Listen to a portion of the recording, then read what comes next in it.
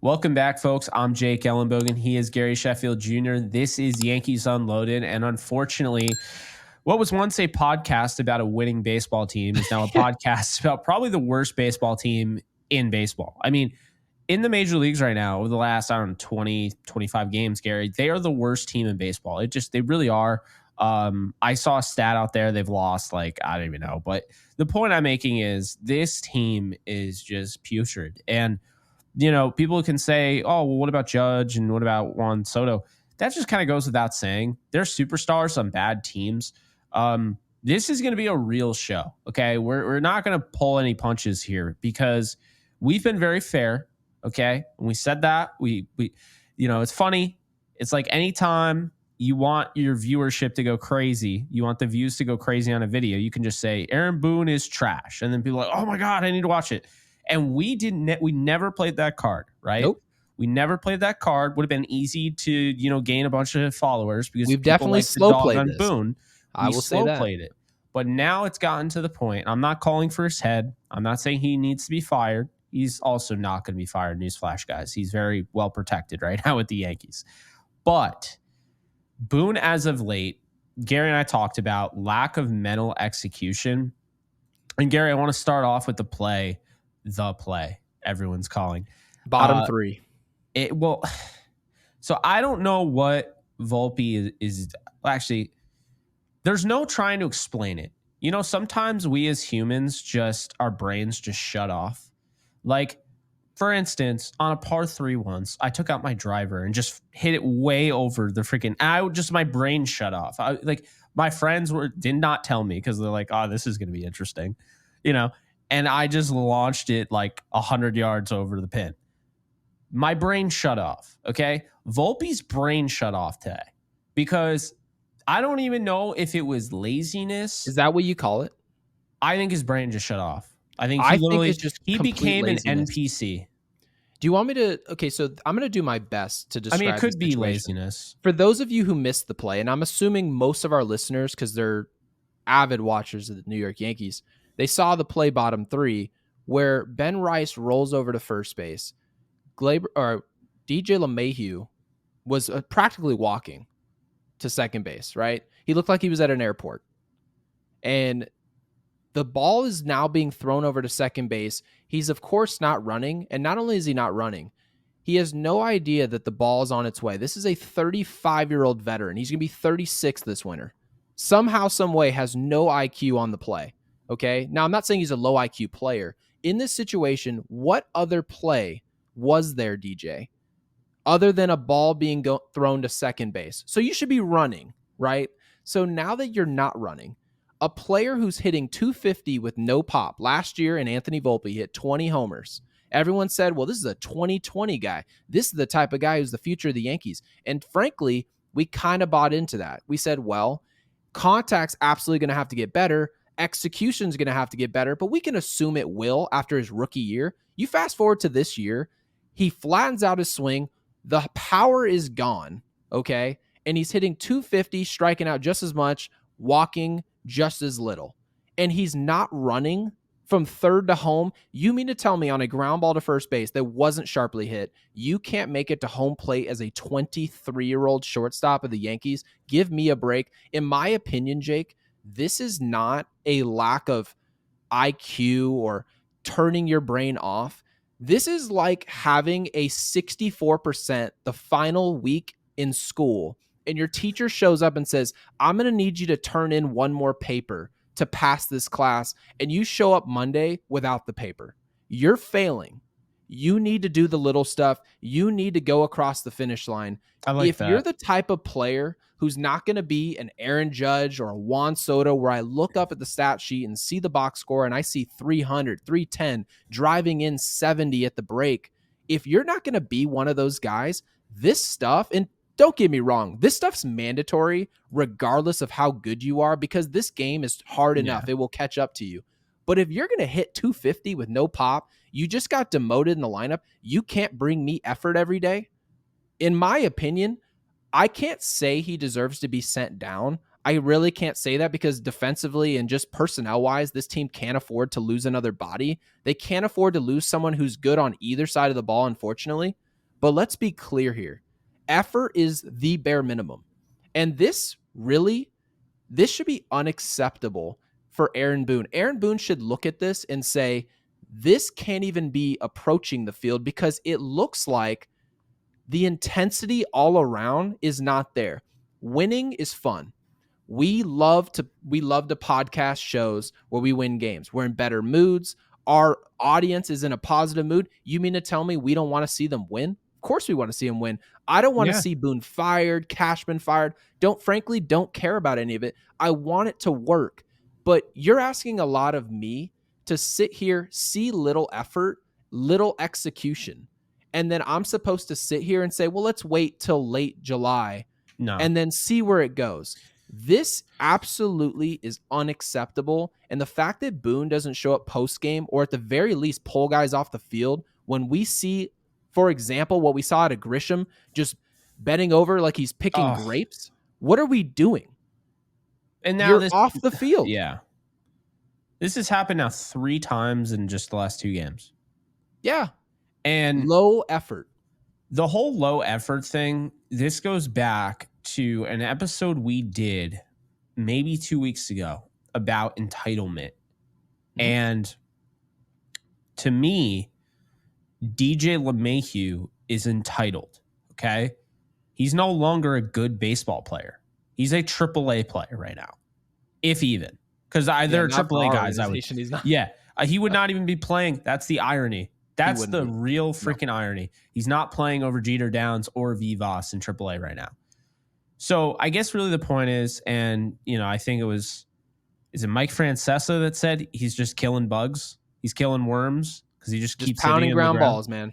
Yeah. Pounding ground balls. Well, here's the thing, okay? If he's doing that, but he's giving the glove, it's still not enough for me, right? So we've already established it's not enough for either of us. Nope. Not at all. So I'm already at my wit's end with him. But if he's not going to run to first, I mean, we'll be fair here. We got on Verdugo for not running. We got on Glaber for not running. This isn't like a pixie-choosy thing. I mean, if Judge isn't running, he's always running, right? Maybe he's not sprinting. But if he's not running regardless, he has 32 home runs, over 80 RBIs, and he's the heartbeat of the team. If Soto's not running, then I'm concerned he's hurt because he's always running.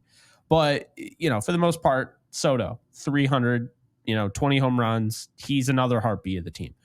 But the reality is, if you're DJ LeMahieu, to your point exactly, which is why I thought this analogy I'm going to call this the analogy of the year, the paper one. Yeah, Gary. Yeah, I'm calling it the analogy of the year because it's perfect. Right before graduation, you have a 64. And you have a teacher that's willing to go above and beyond to get you to that 65, right? And you still fail to hand in the paper. Like right now, the Yankees are going above and beyond to let DJ LeMahieu figure this out. For God knows why, because he doesn't deserve it. I don't care what he's done. Figuring out. Nothing at all. I do not care what he did in 2020 and 2021. I don't care right now. I care about now. LeMahieu is 35. Guess what? In 7 days, he's going to be 36 years old. Okay. LeMahieu has than I thought. Yep. He's batting 175 with a 466 OPS. Okay.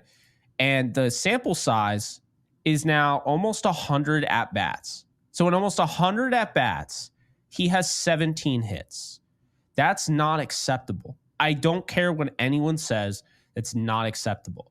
And then you look, I think we're hard on Volpe, but we're hard on Volpe because if you're going to wear this uniform and be called the next best thing and have so many people hoping you're going to be the next Jeter or even better, depending on who you talk to, and then just all of a sudden just kind of fall away. And then to worse, succumb to, like you said, with him slowing down and everything and how that's unacceptable, you're succumbing to that basically that entitlement that comes with DJ LeMahieu, that comes with Trent Grisham, right? When Grisham that was entitlement. That was, hey, I'm already hitting like shit. They're not kicking me off this team. I'm solidified. Well, you know how you fix that? You kick them off the team. That's how you fix that. I mean, Do why do you we think Ben do Rice you is really running down the think first baseline as hard as he is? Let's he's be running honest down the with first ourselves. baseline as hard as he is? Because one, that's him. That's who he is. That's in his blood. But two, the same reason why people will stay overnight at work when they don't have to. They want to make sure they get the job done because in a high pressure situation, and no, this isn't the ALCS, but it is for Ben Rice because he knows if he does anything poorly, they will send him down. There are guys that have pitched well that have been sent down. There are guys that have hit well that have been sent down. The Yankees don't really make any sort of excuses except for the guy like Anthony Volpe. So, yes, Ben Rice has every reason to feel like he's not comfortable. So it And that's may good. not be. So it may not be who Ben Rice is. We actually have no idea. We'll find that out long term. Yeah. But here in the short term, Jake, essentially what we need to learn is that Anthony Volpe can give low effort. He can be low execution, right? He can essentially just be a defensive guy out there. He doesn't have to hit it all, doesn't have to run at all. And he's going nowhere. Okay. And he clearly knows that because players that feel like, oh, you know what? If I don't bring it, I could be gone. Their efforts, it's all over their face. Ben Yeah. Rice is running down the first base line because it was always going to happen because we may not see Ben Rice in a month. There's absolutely a chance Ben Rice is nowhere to be seen at Yankee Stadium in a month and a half. It's absolutely possible. Is it that possible for Anthony Volpe to be sent down? In my opinion, it should be possible, but it's not because in general, the team looks at him and says, well, his WAR is 3. So defensively, he's a wizard out there. He's spectacular. A lot of people complain about his arm. Frankly, I don't care about it. Yeah, A I don't lot of care. guys have flaws. Don't care about it. What my problem is effort and offensive execution. If you're giving me low effort while you're not executing, now I really have a problem with you. And in general, the execution for this team, not just the offense today, was just putrid. Okay, we essentially gave the game away. Obviously, Clay Holmes wetting the sheets at the end of the game sucked to watch. Never 2 want to see outs. that. Down to his last strike. Down to his last strike. But here's the most important thing. Just the way the Yankees are going about their business just isn't well thought out. Let's go back to Weaver's appearance, okay? And I thought this appearance, you would look at the box score and think, gee, Weaver went 2 innings. He struck out 3, gave up 1 hit, no one scored. It must have been really good. Must have been smart baseball. There must have been execution. Well, let me actually go back to that inning for us. Weaver goes out there with a man on first and second, tying run being on first base. We're up 2. He picks off. He does an inside move to second base, throwing the ball away, now putting the tying runs in scoring position. Are we joking? Are we actually serious? These are the absolute bare minimum basics that Aaron Boone should be instilling in his players, which, by the way, Weaver is probably going to come out as a professional and say what he's supposed to say and say, that's my mistake. Sure it is. But also, your manager needs to be teaching the game at a level where guys are understanding their job. Your job is to keep the tying run out of scoring position, clearly. And we're just going up and making those type of mental mistakes. You're putting more pressure on yourself than there needs to be. Now, thankfully, he executed a couple of nice changeups, got out of that whole situation. It didn't need to be as hard as it was. And so when you make mistakes, it forces your guys to be perfect. And right now, this team's pressing. You saw Judge go up swinging first pitch in the 10th inning. You saw Verdugo going up swinging first pitch after Judge just swung first pitch. Okay, so if you're telling me these guys aren't pressing, they are pressing. And so right now, they need a leader. I know Girardi in the booth said, hey, at this point, this is the most important part of the season. When everyone's struggling to figure out where's the effort coming from, where's execution coming from, we need leadership. Didn't we just name Aaron Judge captain? Isn't the reason that Aaron Boone's in the dugout to lead men? Well, then where is that leadership? That's where I'm calling into question. Now, I'm not going to sit here and tell you he should be fired. He shouldn't. Frankly, I don't really give a rip. I just want whoever's in that dugout to hold guys accountable for their effort. No, I agree. I just think that there's a lot of entitlement on this team. I mean, we talked about it yesterday. I think that woke up a lot of people too. When we went over the lineup for that, the historic lineup, 2004, your dad's on it and everything. Then we went in 2008, the year that they finished in third place, did not make the playoffs. And then you start to realize, their lineup was actually one of the best maybe right now in the league. I mean, like based on their, everybody, the way everybody was hitting, it was very good. And you're like, And, I texted you this yesterday. I sent this to you. Yankees infielders since May 25th. So this is a day old. Obviously, this is, behind a little bit, just a day. But we'll get the message. But Max Goodman, who always likes putting out good stats, good follow on the Twitter. Since May 25th, the day after John Birdie's calf injury. Okay. The Yankees are in last place, right? Okay. Infielders are in last place in batting average, 203, OPS 561, and weighted runs created plus at 62. Now, I'll be honest with you, I don't care about weighted runs created plus. No, that doesn't mean a thing to us. But still, they're still last in everything.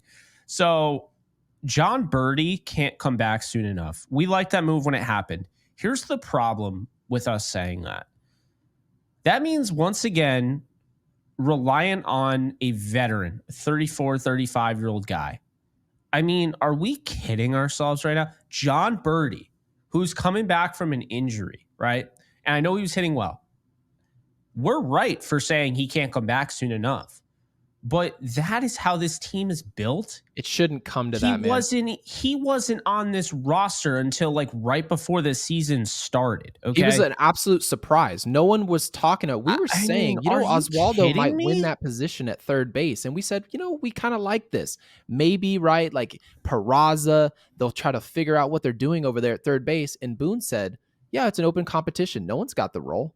And then sure enough, a couple weeks go by. Birdie's through the door. And we said, well, we kind of like the fit. Speed should be down, right? He's 34. Yeah. He's not going to be blazing the base pass, but we like the fit. It's a contact guy. He's a little bit more athletic. He can score from first. It made sense. Like we actually kind of like the fit. But if we're sitting here in July, we're approaching the deadline, because we're going to be bringing all types of reporters on to kind of give us the rundown during the hot stove. And that's going to be a great time here for Yankees Unloaded. But I'll tell you right now, you really think, Jake, we should be sitting in here in early July saying, gee, I can't wait for John Birdie to come back. What the hell is wrong with this team right now? We what's even flat scarier? Out just aren't having the depth. That we just don't have it. You know what's even scarier? Oh, what? Well, John Birdie comes back, right? Who do they send down? Who? LeMahieu shouldn't be on the roster, but they wouldn't take him off. So who are they sending down? I think they send down Oswaldo. So I would say after today, I don't want to say I'm done with Oswaldo, because Oswaldo can still be a 241 hitter off the bench, and he offers upside. Defensive, replacement late in games. I think he's pretty decent. He has all the utility because, he could play in the outfield. He could play in the infield. And he's a great pinch run option, right? And he's still young. But I'm done with him in a sense that, like I would take him over LeMahieu, but that's like I'd take you over LeMahieu right now. So that's not really saying much. Jeez. So, you get what I'm saying, though. I do get it, yeah. I'm so, and like personally, I have nothing against LeMahieu, right? But if we're talking the sport, because I want to make that very clear, because I know some people would be like, oh, don't berate guys, it's not cool, whatever. I'm saying everything that is baseball. LeMahieu's probably a great person. I don't know him personally. I'm not going after him personally. I'm going after him as a player. People. Yeah, no. All these guys are good dudes. But we're talking about this is sports. We talked about Spencer Jones yesterday, and thank you guys, by the way, because that video shot up like a rocket. Sure did. Your beat Vivas, who I brought up yesterday, I brought multiple times. Went out of my way to learn his name because I figured sometime he would actually be on the roster. I'm proud of you. Yeah, stepping on my game. Your beat Vivas and Jeter Downs. So Downs isn't on the 40-man roster for God knows why. Those guys should be in pinstripes right now. Okay. And now I want to say this. Vivas hit another home run, by the way. But I want to say this. We were talking off air about LeMahieu. Okay. And I finally am going to crack out the thing that I've been trying to say for a while. I waited, and we're here. It's the 90th game of the year. Let us hear it. I don't give a rip what you're paying DJ LeMahieu. You've gotten 90 games through the year. He's on what, a 1-year deal? Get rid of him. Get rid of him. I do not care. We want to get the most bang for our buck. Okay, well, just because you spent money on a guy, like that was a bad investment. I said it when they did it. I didn't like the DJ LeMahieu signing at all. Didn't. I'll put my hand up and say this. I thought it was terrible. When DJ LeMahieu received his extension, at the time, he was our most consistent bat. Aaron Judge was considered a more injury-prone player. Obviously, the output was spectacular, but DJ LeMahieu was playing like 150 games a year. So he was like one of the only solid guys. So to be honest with you, the way I pictured that contract was that, did I expect him to have major injuries the first 2 years of the contract? No. But my expectation was that the Yankees had to cash in a World Series championship in the first 1 or 2 years of that deal. That was always my criteria. Yeah. But if you asked me what version of DJ LeMahieu did I think I was getting when he was 35, I didn't think it would be this bad, but I can tell you right now, I didn't expect him to hit 320. So that's kind of the deal when you bring in veterans, right? It's the deal when you bring in Birdie. You trade for him, and he comes in. He might look really good for a month and a half, but he's still 34, 35. They can fall off a cliff at any point. We've seen it with baseball players left and right, and that's part of the deal. So when you bring in those free agents and you bring in guys for big money deals, that's what makes guys like Juan Soto so valuable. It's part of the reason why we say we need to bring these guys back because of their age. It's also the reason why, Jake, you've mentioned if guys like Oswaldo and Volpe and Grisham and LeMahieu aren't producing, if you bring a young player in, you don't have to worry about is he over the hill? Because that's all the comments I see. Oh, DJ LeMahieu's washed. He's this, he's that. Well, yeah, you think that they don't know DJ he's no longer in his prime? Well, if he's no longer in his prime, you don't have any expectations for him in the short term or long term. Why are you insisting just because you're paying him 13 to 15 million a year that makes it better that he's on the field being lackluster? In my opinion, what makes it better is saying this guy's performing so poorly, even as a solid defensive player in this league. I would rather us have the opportunity to see what we have down below.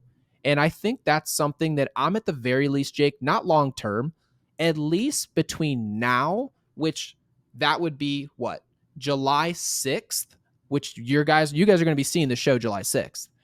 From then until the deadline, that's the tryout for the young players.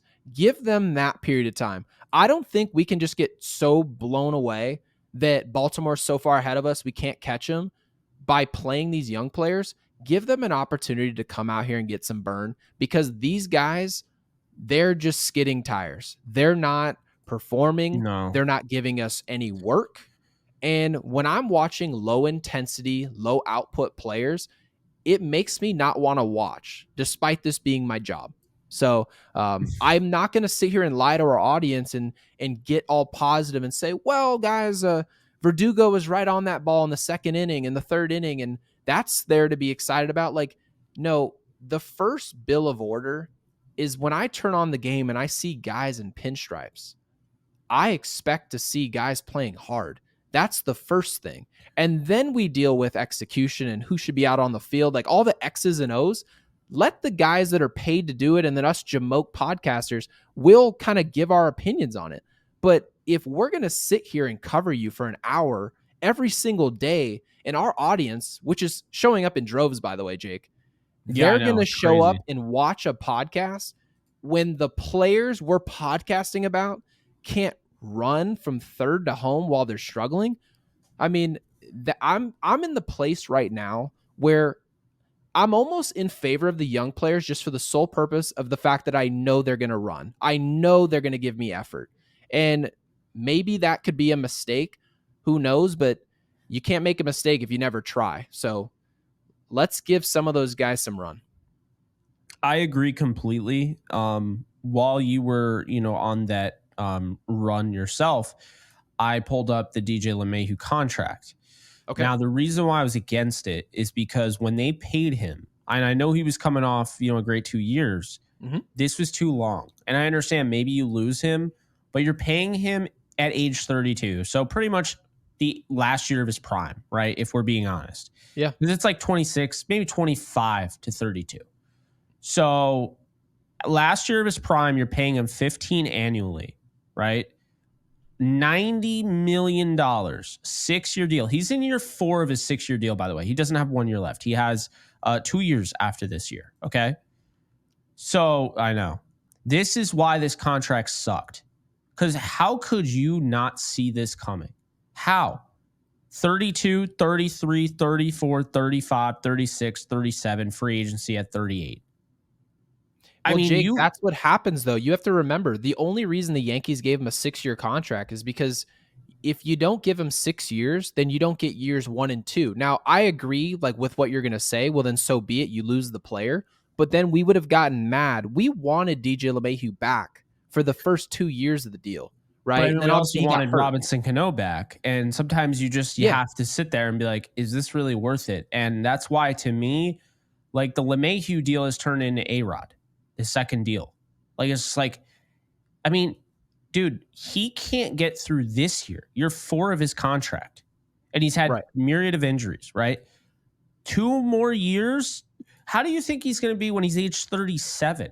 I say, if you're already talking about, we're not going to spend as much, we're not going to do this, you're preparing the fan base for you to go after Juan Soto, get ahead of this and DFA LeMahieu. I'm not kidding you. I don't see any reason to keep him. What's he making per year, by the way, just an AAV? 15. So if he's making $15 million, wouldn't you say that young players in general who are performing, right? Let's use Austin Wells as an example. Would you say if Austin Wells, the way he's hitting right now, right, which is exceptional, he's been really good. Yeah. What would you say? Wouldn't you consider him underpaid at $500,000? Yeah.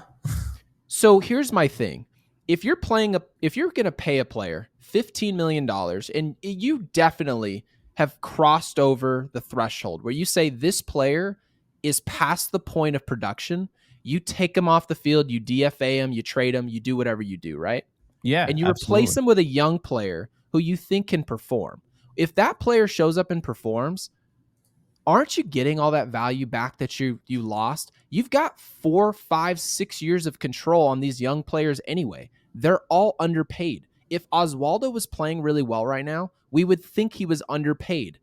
If Spencer Jones was called up and he played well, you think he's worth $500,000 for the Yankees? He's not. Okay? I'm here to tell everybody.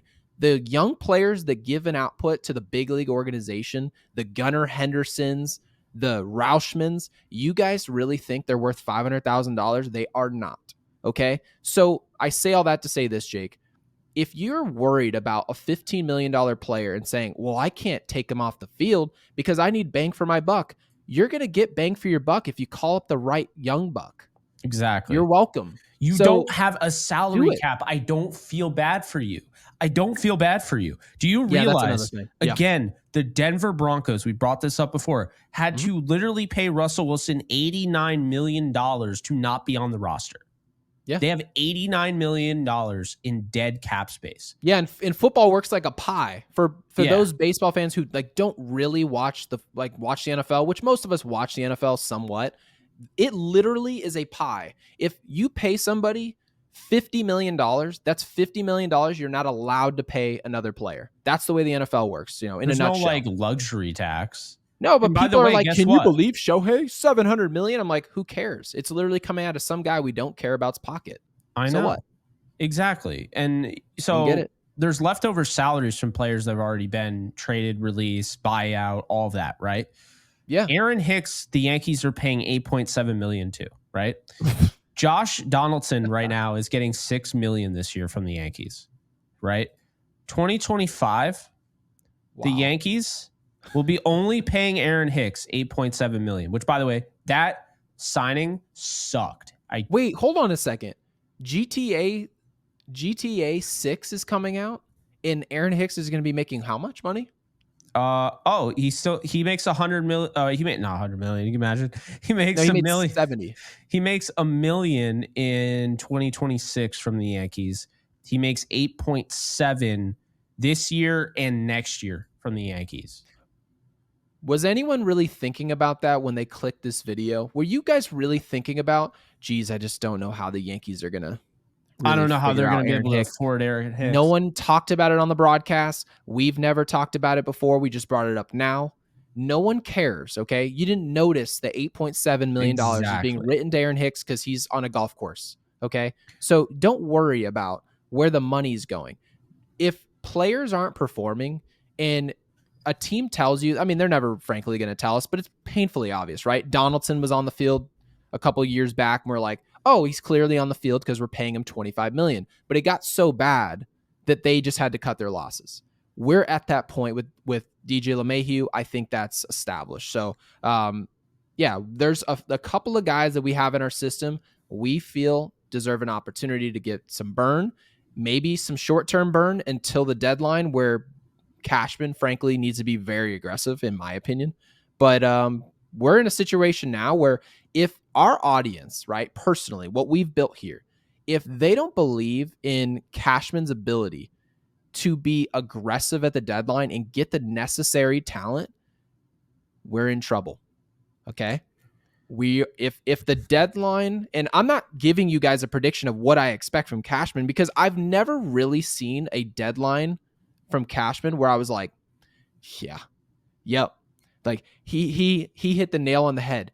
What he did this offseason, I was actually pretty happy with offensively. I liked the Verdugo pickup. Wasn't actually aware, I'll be honest with you, about the second half woes of Verdugo. Yeah, that actually just came to my attention. Actually, Jake brought up that information. But what he did with Soto, I thought that was excellent. What we did by giving Volpe a better leash and putting him up to leadoff, I thought that was excellent. Acquiring what's his name? Poteet. They traded acquiring for him. Poteet. Guys on our broadcast were like, yeah, so we've been talking to people and they say we stole this guy. I believe that. So those are all objectively good things Cashman's done, but none of those things have anything to do with the mistakes they've made by acquiring Gallo and what they gave up to get him. All of the different moves that they've made that haven't worked, or the lack of a move altogether. And I think that's what's worrying our fan base. And I'm not going to sit here and just pump out information to make you guys feel better about the deadline. We are on the same page. It needs to be better. It needs to be more aggressive. And you can't tell me that you're going to go get the necessary assets, but at the same time, hold on to every single prospect that you've got in the system. Something has to give. You call up prospects, you trade prospects, you play them. So that is what it is. And, notice when I say call up, it's Spencer Jones, it's Yorbeat Vivas, it's Jeter Downs. I didn't even say Peraza, because they've already told us if Peraza can't be on this roster right now, like, are you freaking kidding me? Then he has no shot on this team. Isn't he hurt right now? No, he got sent down. Remember? That's right. We called him up and we did nothing with him. No, he got set. They were like, yeah, let's burn an option. They just threw it in the fireplace, and I'm like, all right, there goes the option. Interesting. I really wondered, did they ever give us an explanation on that? Because I feel like we would have heard the explanation, but no, I haven't seen it. Love doing this thing where they've did it with not Gary Sanchez, Jason Dominguez. They love doing this thing where they're like, oh yeah, why don't you go to AAA or AA or whatever and rehab, get better. We'll take you off the IL, and then we'll actually keep you in AAA. Like, I don't know where this came from, but this happened twice. And Peraza, I mean, this was the second best prospect. And I mean, who knows? For all we know, he could be better than Volpe, and he's just hiding in AAA because these guys that are making decisions. And this is the thing where I need to push back here, because people will say, oh, he's not hitting well, whatever. Look, if the people making the decisions are the same people that think LeMahieu should be out there every day, then I don't trust them by default. And another thing I'll say, because we've thrown shade at Boone lately, and we've thrown shade at LeMahieu, and we've thrown shade at Volpe and all that. What about Rousen? Because I'll say this, the hitting sucks right now. Okay, we gave him a lot of praise, the hitting coach, James Rousen. But and this is the thing, because last year, the hitting coach, before they fired him and got Sean Casey, who I thought probably should have stayed as the hitting coach this year, if I'm being honest. Huge fan of Casey. Yeah, I like Casey. The guy before him, though, everyone was getting on him. And I mean, it's kind of the same as what we're seeing now. And it seems like nobody is calling for Rousen. And I'm not like trying to say, oh, get your pitchforks ready, screw Rousen. Like, we got to get him out of New York. But at some point or another, and actually we never brought this up, and I was uncertain if I wanted to go this route. I say we do, and I'm deciding, make an executive decision right now. Aaron Judge's personal hitting coach came out and like tore the Yankees to shreds. Oh, that was basically, he was basically like, yeah, they don't even know how to like develop offense. Like, they're offensive players, they don't develop them, or they do a poor job. And Aaron Judge was asked about this, and he never like defended anybody. He was just like, that's not my comment. That's not how necessarily I feel.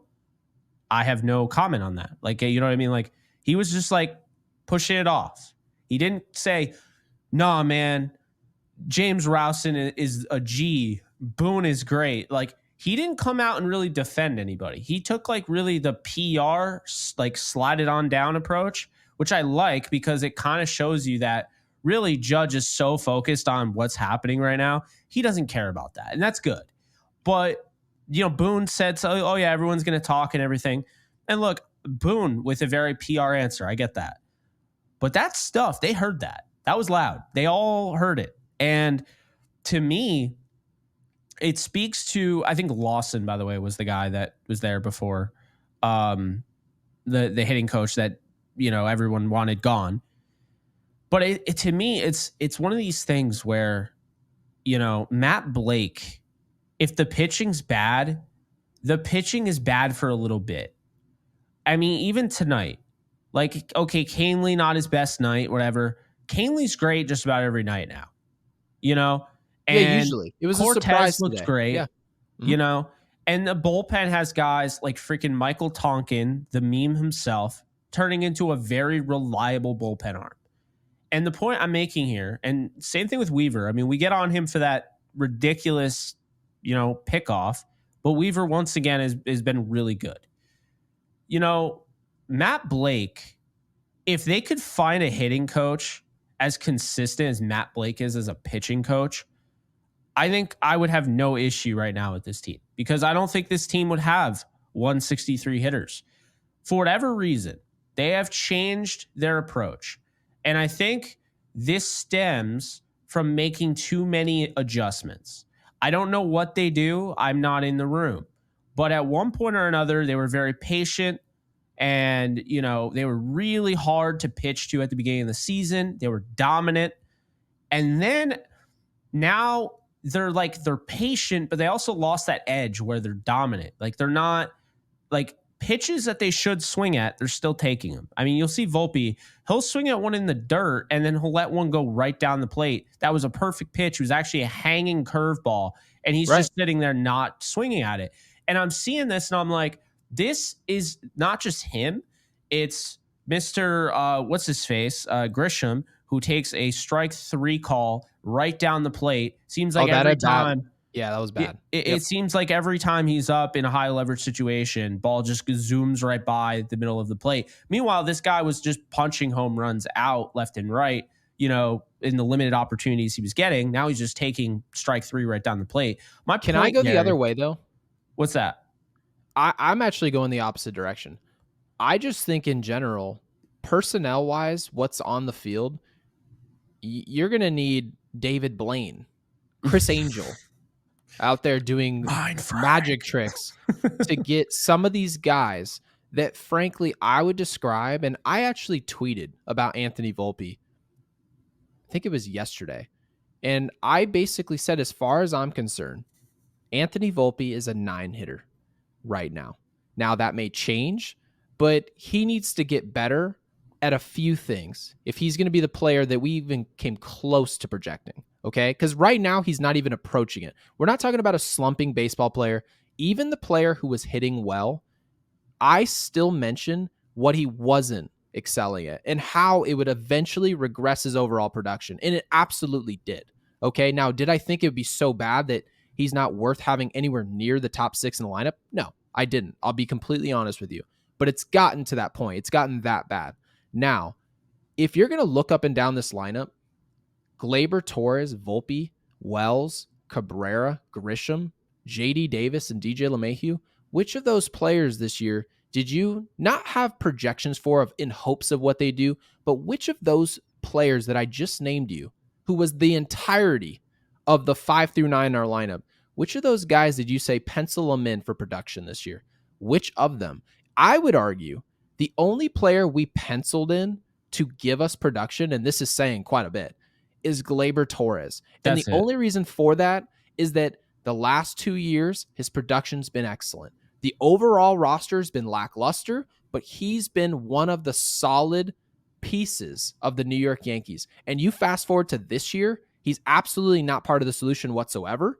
The 5 through 9, absent of Austin Wells, really just of late, has been terrible personnel-wise, okay? And that falls on Brian Cashman only. So I don't really care who's the hitting coach, because when guys got hurt 5 years ago, who did they blame? They blamed the training staff. Then we fired the training staff. The following year, we show up. We see Gary Sanchez get hurt.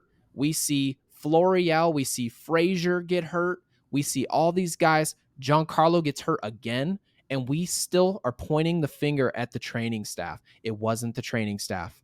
It was the personnel, the players. The players is those are the problems. Yeah. Every time we bring in a Juan Soto, don't you think it's interesting that you think Juan Soto's not being talked to by our hitting coach? Of course he is, but he's Juan Soto. You say, well, he's got the personnel, he's got the skill set to put it together and make it work. We're basically saying that Aaron Judge and Juan Soto and Ben Rice and Verdugo, for the first 2 months of the year, they just have no problem hitting and working with this hitting coach. But then these other jamokes aren't. Like, I personally, I don't see how this makes sense. Like, I get what you're saying, and I totally understand what you're saying, but I don't think these players are good enough. Well, I agree with that, but I do think at some point, like, Rowson does deserve some blame, because I mean, the averages have gone down. Volpe, I think, is probably the biggest example of that, because Volpe is capable. We've seen him. So why all of a sudden is he falling off a cliff? And to me, it's what we had said earlier in the year is really coming to fruition, because I remember, and I'll go back at some point, maybe we'll post it or something, kind of a flashback show, and maybe even react to it. Yeah. That would be kind of funny. But we went through each player, and I said, I don't think DJ LeMahieu is going to be good. Like, I didn't buy into him coming back from the injury, which he sustained over the off season. Like, he was healthy in the regular season at the end of the year. He hit well, but I said, foot injury mixed with he's 35, he's getting older. That's exactly what you said. I was like, this isn't going to end well. And sure enough, we're literally watching this in slow motion, because it is grueling. Every time he is up there, the guy is basically moving in slow motion. And it's bad baseball right now. And then you have Volpe. And what I say about Volpe, I love the way he's hitting. But the one thing I was concerned about, and the thing that's going to be telling about how well he does the rest of the year, and if he can maintain this pace, what did I say? I said, if he does not, when he struggles, if he does not revert back to the issues he had last year, the chasing, the uppercut swing, he hasn't been as level, actually, as of late. He's been trying to uppercut the ball, and he's just been missing. He definitely did that today. But did we know last year, by the way, that Volpe's exit velocity was this putrid? I don't know if we knew that. I would say I didn't know either. It's hard to say. I mean, Volpe is, an all-star caliber player. When he is playing at his best, there's a reason why we kept calling him the big three. And then you know, shortly after that, it seemed like his play fell off a cliff. I've been defending, like very much defending Volpe this year, but it's gotten to the point, like you said, he's 250 now. At one point, he was around 300. Then he went all the way down to 270. Then he was fighting 270. Like that was like the resistance point. And then he goes down to 260. Now it's 250. And this is a resistance point because if he doesn't break that trend and get back up, he's going down, like probably to 239. He's probably following the What do same we, trajectory by the way, let's as just Jose project Trevino. that. Let's project that, okay? Let's project that Volpe goes, we go past the trade deadline, so we're talking a month out, and we go, let's just say 6 weeks, right? We go 6 weeks, and Anthony Volpe is hitting 234. He's got 8 homers.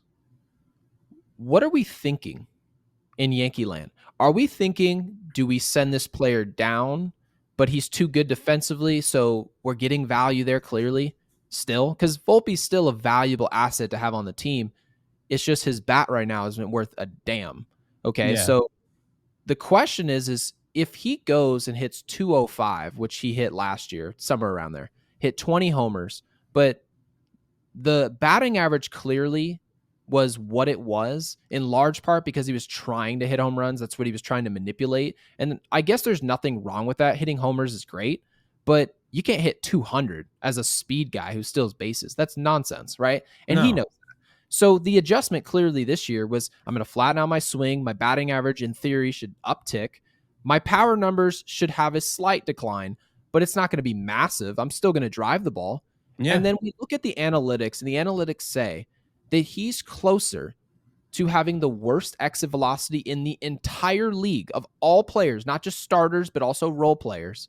He's closer to the worst in the league than he is league average. So having said this, Jake, that's alarming. Okay. There's not many players in baseball. We mentioned Arias. There's definitely outliers. So I'm not going to just say it and talk in absolutes, but it's not often that an all-star caliber player projects when his velocity off the bat is so low.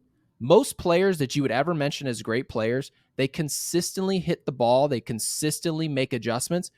The ball's hit with authority. Okay. And that's all exit velocity is. Did you hit the ball with authority? That's all it is. And if you're not doing that, it makes it really hard for me to accept that you're the best prospect that the Yankees have got going right now. That is slightly alarming. And maybe our hitting coach has something to do with it. I don't know. But I'm going to say this. Sean Casey was in the room. He had a horrendous approach to the plate last year with Sean Casey in the room, right? Then you bring this guy in. And you would think that, okay, his approach is much better. It was better in the first month of the season. It's been terrible since then. It's been bad. Okay. So you have two different people in the room, and I still have a player who's not getting it at the plate. He's not understanding. He's not making adjustments at the big league level. So at some point or another, I have to look at the common denominator in this situation. And it is not just a Volpe thing, but a roster-wide issue, which is personnel. So that's just where I'm at right now. I totally get why we want to at least raise an eyebrow about this staff, because I don't think the staff is really part of a solution right now.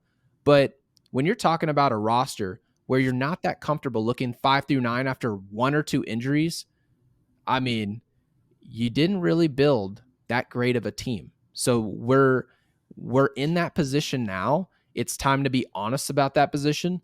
And it's going to take some really smart, you're going to have to pull some strings. They're going to have to work. We don't have time. Okay. So the deadline is close by. Thank goodness. But we're also relying on the fact that Brian Cashman's got to pull the trigger on trades. There's no more calling and telling us you're kicking the tires. I don't care if you're scouting Cody Bellinger. Okay. I don't care that you sent scouts to see Mason Miller or Emmanuel Clase, if that were ever possible. I don't care who they send to scout. No, what I don't care about is the moves they execute. If you execute the moves or you execute a call up from your minor league system, we'll evaluate those moves and be happy about those moves. But until then, it's a lot of hoopla and nothing. Yeah, I agree. I'm kind of over the whole thing. I think for me right now with the Yankees, I wake up and I see moves like, and again, there's nothing wrong with this, right? But it was announced Brubaker is transferred from AA to AAA, right? Okay, that's great. Brubaker, we're excited to see him, at some point in the majors. But where's calling up Vivas, calling up Jeter Downs, calling up Spencer Jones, calling up Agustin Ramirez? At this point, you are saying this is the standard of Yankees baseball. Okay. I mean, this is just atrocious. And they're like totally fine with just having just the bottom of the barrel out there. I mean, quite literally right now, there's not a worse player in baseball than DJ LeMahieu. There's not. He's the worst player in the league right now. I'm not even kidding you. He is the worst player in the league. I mean, if he's not even going to run to first, the way he's hitting, now he's, good defender, plus defender, whatever, but that hitting is so bad. Maybe not the worst player. He's the worst hitter in the league right now. I feel very confident in saying that. Does it surprise you that Oswaldo's on the big league roster? Because it actually surprises me. Because it does, because he just continues to get worse, and I don't understand. How can you tell me that he's better than having Vivas or Jeter Downs right now? Right, because the Yankees have definitely bought into the fact that Oswaldo, this is the reason, by the way, because people are probably wondering, why is DJ LeMahieu, I mean, he started today. Oh, no, he didn't start today. But in general, he's been starting a lot at third base. And people are saying, why is that happening? I don't understand. I don't get that's terrible. But the reason is that there is an actual valid reason. I put that in air quotes. It's defensive work. Okay. DJ LeMahieu is essentially a excellent third baseman. Now, he's really good over there. I'm not taking that away from him. I think he's a good third baseman. But again, I thought Josh Donaldson was also a good third baseman. But that's not the only part that is baseball. You also have to go hit, okay? And Oswaldo, we said athletically, offensively, he's an upgrade so much so offensively that we're willing to start him over DJ LeMahieu. And sure enough, we fast forward 3 weeks with this whole DJ experiment with 100 at-bats. They're now both to the ocean's floor offensively. Well, if I'm getting nothing, according to analytics, from Cabrera, he's doing nothing defensively. Well, then what am I like? He's not hitting. He's not fielding. He's not running the bases. So what are we talking about with this player right now? In my opinion, we've got other guys to just take a flyer. That's really what we're doing here. When we call up a prospect, we're not saying, oh, this is the future. Call them up. Call up the kids. We're going to see what we got. No, we're literally just taking a peek. Let me take a peek at some of these guys. Please don't make me go follow some obscure Twitter account that highlights the minor league players of our system. And I have to go find out that way how good they are at baseball. Let us see at the big league level. Let us see what we have. The Baltimore Orioles did it early with Jackson Holiday. Let us do it early. We've got a couple guys. Spencer Jones they're acting like he's 18. We've talked about this. He's not 18. He's not 19. He's not 20. This is a 23-year-old grown man. I think these guys can handle it, and frankly, it can't get much worse. So that's what we're telling you guys right now. Something's got to give, and maybe right now we don't have the right management and just people at the helm that are willing to make the necessary changes, because I will give them credit. They did make the change of putting Ben Rice at leadoff. I thought it had to happen. And offensively, I mean, it's a much better look to this lineup. But man, I mean, the 5 through 9 of this team, it's not good enough to win games at this level. There's too much pressure on the other guys. There just is. So if you're expecting Juan Soto and Judge to just slug our way all the way to August, September, and October and win a World Series, I promise you, go watch old tapes of the Los Angeles Angels. They didn't win jack, okay? You have the two greatest players to ever grace the earth, and they couldn't win a game, okay? And it's largely what was going on, but in front of them in the lineup and behind them, okay? And that's just how baseball's played. You need an overall team of smart coaches, smart assistants, smart scouts. You need to execute the correct trades. The timing of when you bring guys in needs to make sense. And the Yankees have made a lot of right decisions early on in the season.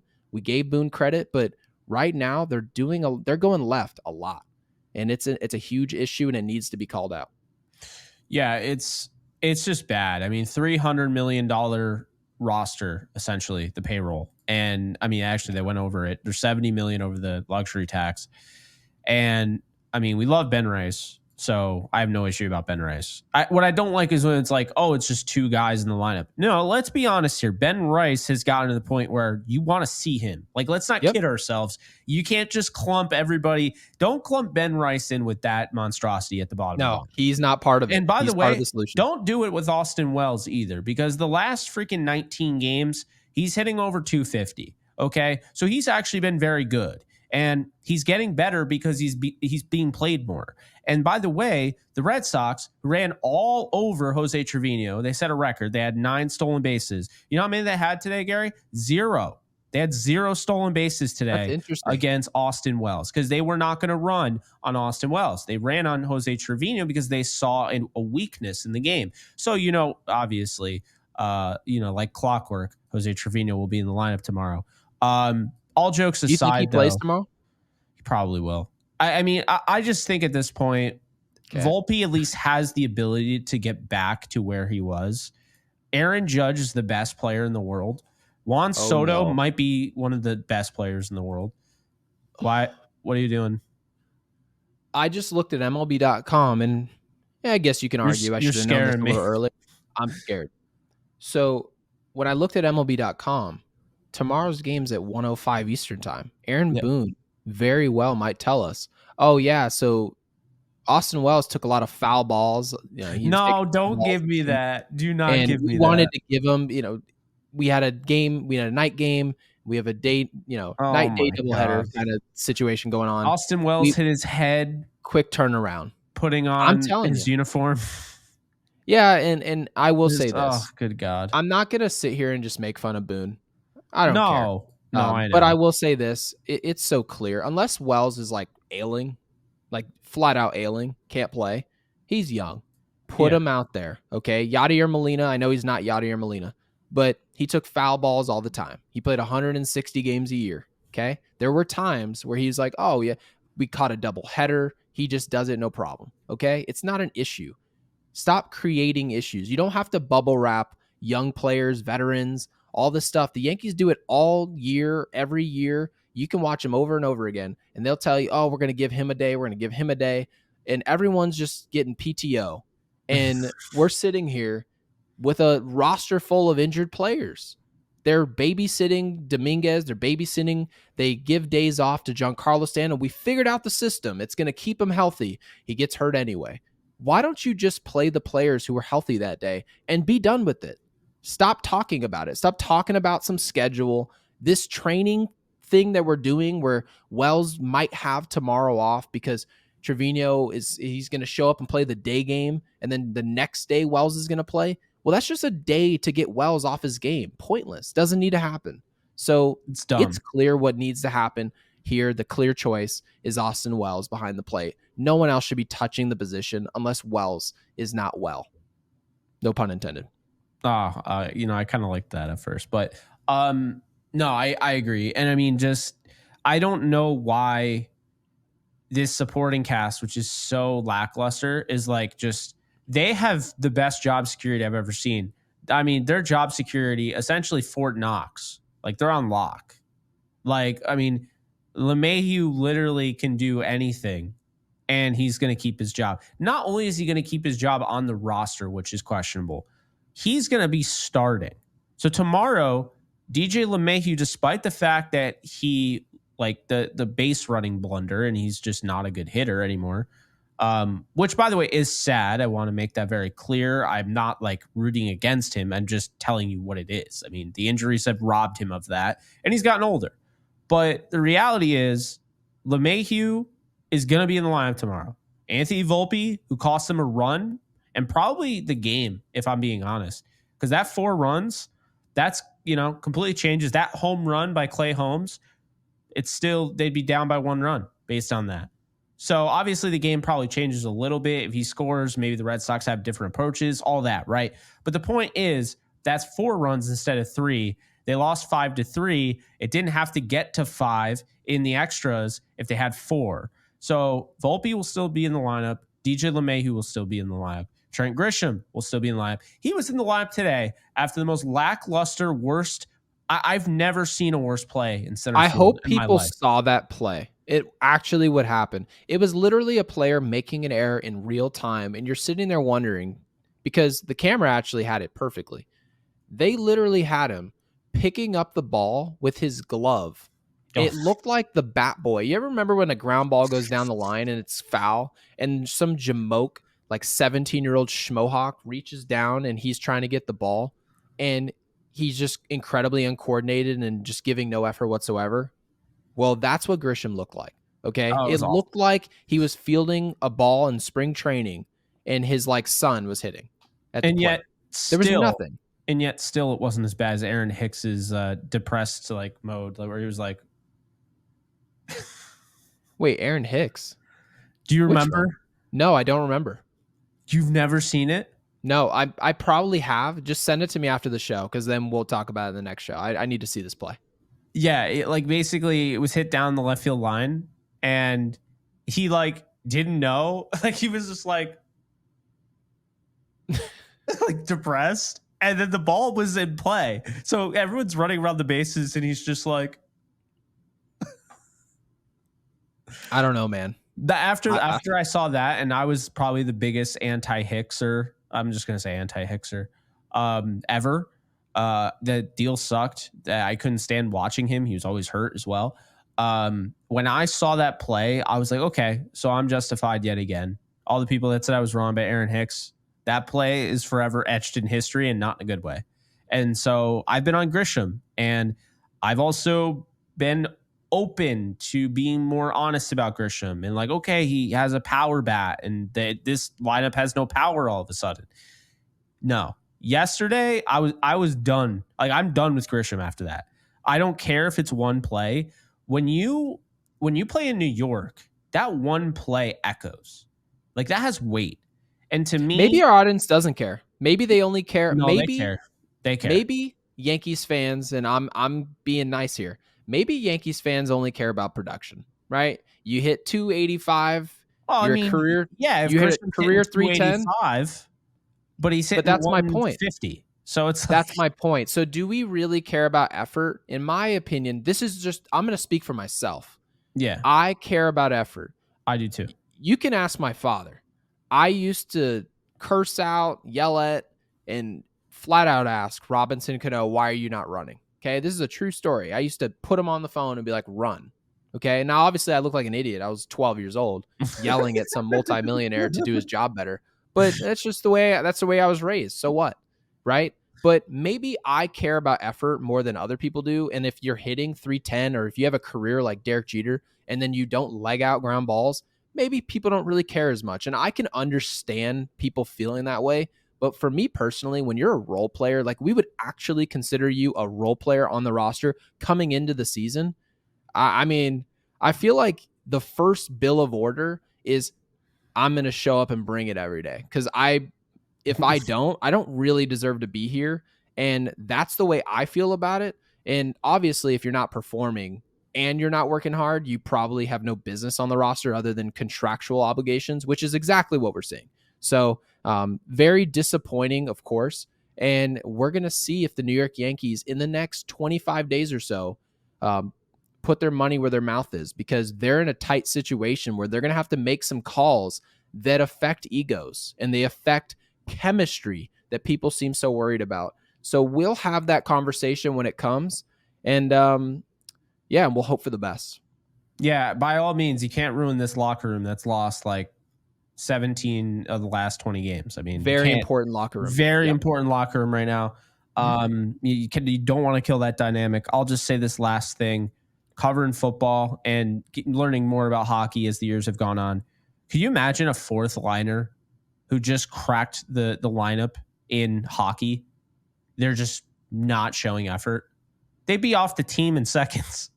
Could you imagine in football? Guy makes 53-man roster. Coach says to the, people ask why in the presser. And coach says, we loved his ability on special teams. And then week 1, he comes out and they give up a touchdown on the hands team or whatever. And they give up a touchdown on special teams because he just doesn't make the tackle. He just is like, it's not my job.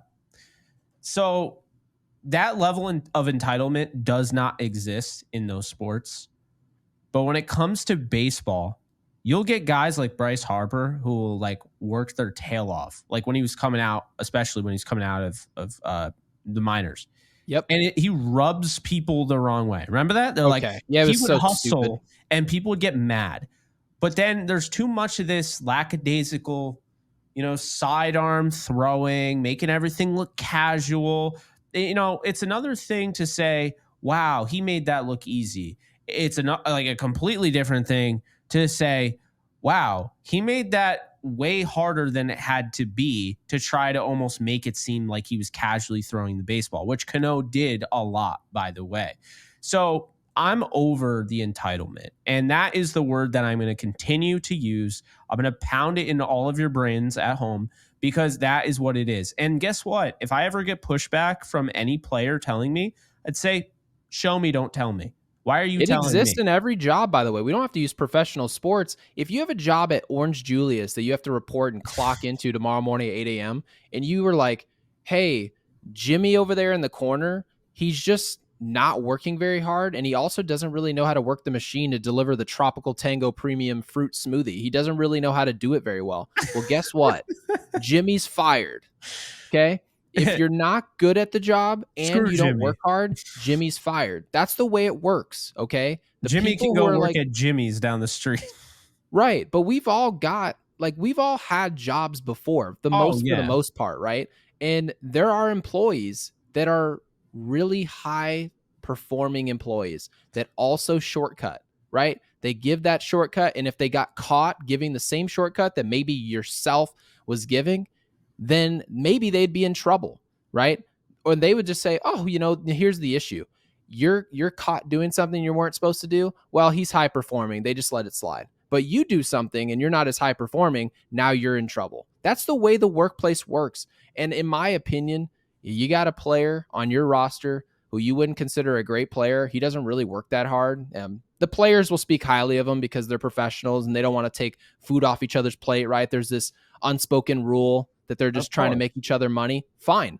I don't give a damn about any of that. Okay. No. They're not making me any money. I'm not making them any money. So go ahead and work harder. If you're working hard, I'm going to vouch for you. That's the way it works. It's really that simple. It's that simple. Jemai Jones is a great example. Works his tail off here, right? Jemai Jones works his tail off. He's the butt of all the jokes. He's not in the lineup today because apparently Aaron Boone just looks at his 800 OPS and is like, I like LeMahieu more. And I don't even know what to say to that, to be honest with you, which is kind of funny. Jemai Jones would probably get sent down if they called up Vivas or one of them. And we're going to have to get it figured out. I just, at this point, I don't know how you're not trying everything.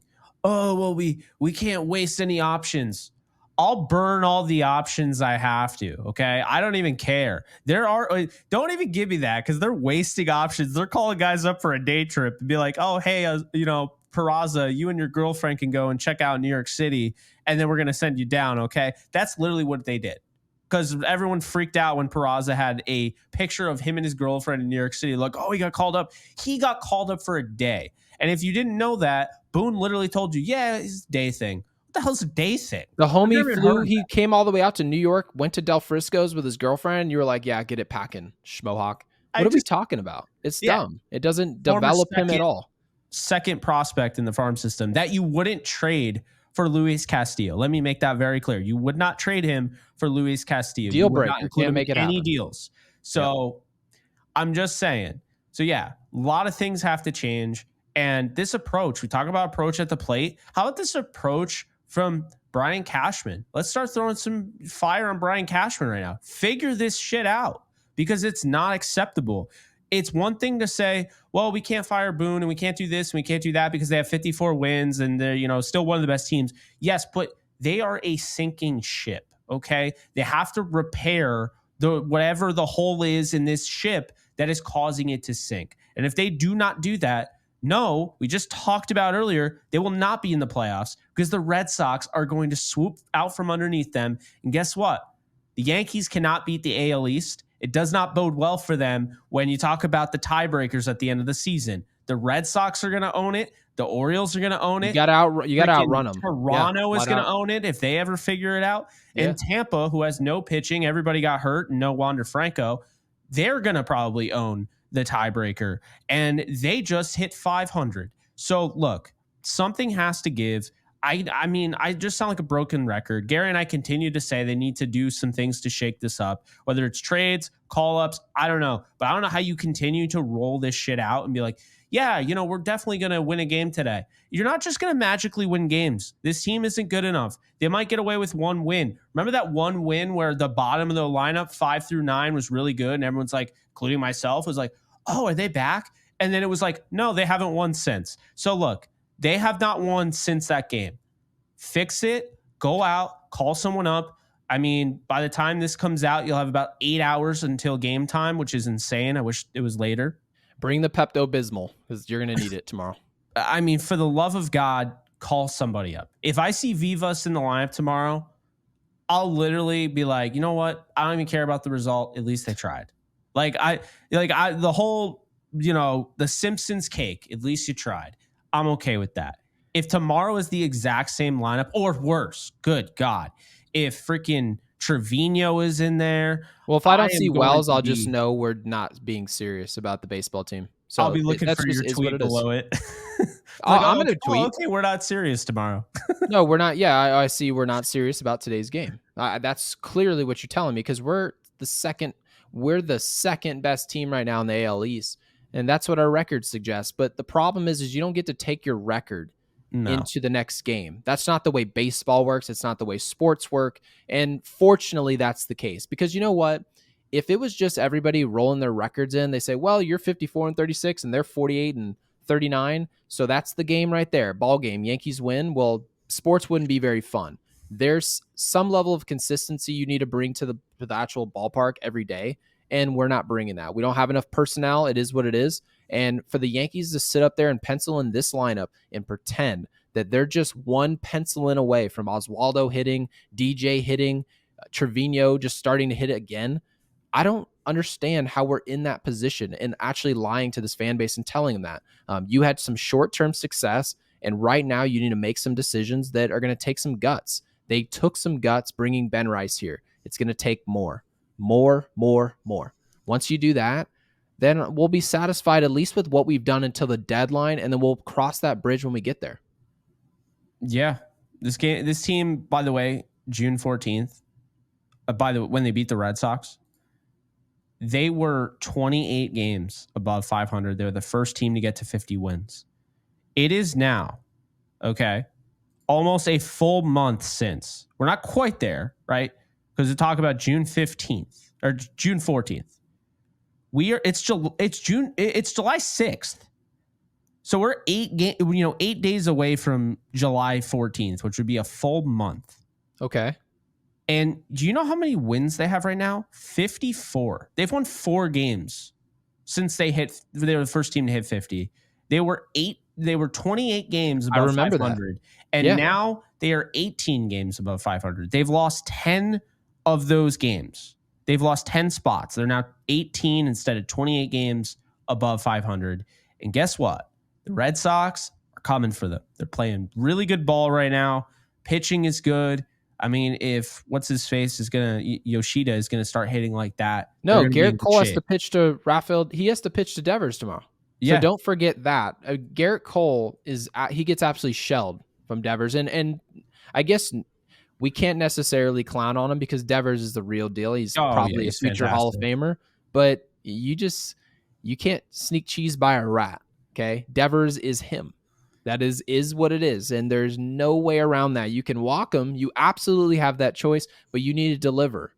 Against those guys that come after Devers in that lineup, you've got to execute pitches. If not, the Red Sox are going to put on a show tomorrow, and Garrett Cole's going to have to rise to the occasion because right now, Garrett Cole is in the middle of a fire, okay, and he's got to put it out. That's the situation, and you would like, and I remember us talking about this. To score runs too.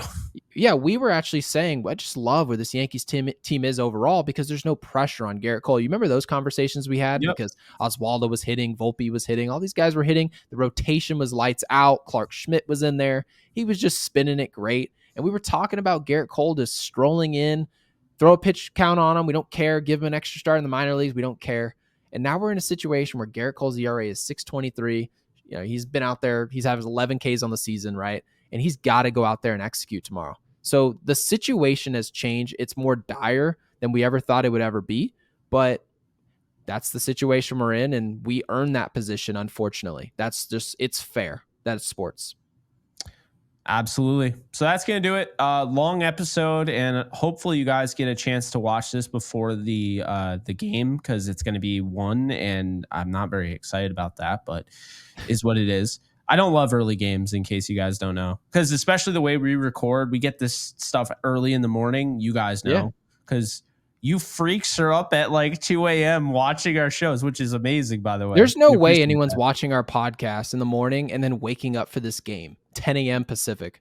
I refuse to believe these dudes are vampires. I don't know what's wrong with them, to be honest with you. All-nighter for Yankees Unloaded.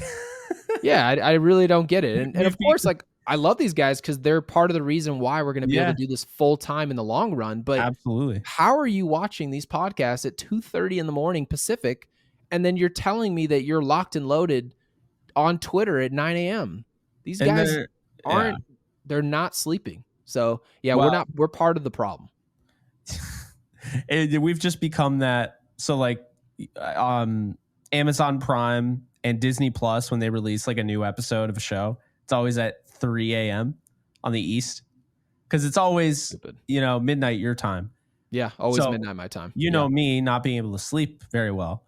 I'm normally up at 3. You sleep well at your desk, but not when you're supposed to sleep. That's where you sleep. I'll be like, hey, you ready to record? This dude will be completely out like a light at his desk. He'll wake up, and I'm sitting there. Mind you guys, this is how dedicated we are. I will sit there with an alarm for every hour just in case Jake texts me and says, oh, I fell asleep. And then he'll text me, and I'll just hop out of bed fully clothed, and I will come into here and into the podcast room, and we will start recording at like 2:30 in the morning Pacific time. And then you guys will watch the show like nothing happened in the morning. And that is the dark, grueling days and the dark days of Yankees Unloaded, because I know in 2 years we're going to have a huge audience. People are going to be like, oh, they're just shooting the breeze. No, we were podcasting at 3 a.m. for these guys. So never forget. Yeah, it's like, oh, no wonder why I need a chiropractor by next. Like, you need a chiropractor? You should see my chair. My chair could be sold at a garage sale. It wouldn't even sell. You should see this thing.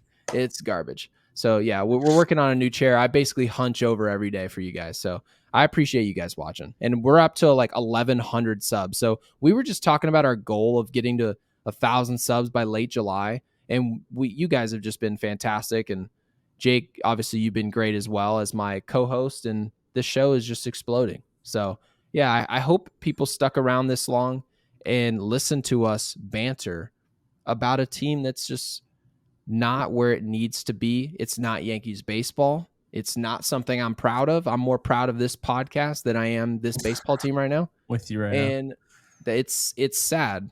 So we'll hope for the best, but I'm not going to sit here as some biased schmohawk lying to you guys, telling you, yeah, Garrett Cole's on the mound. He's our ace. We're going to go dominate.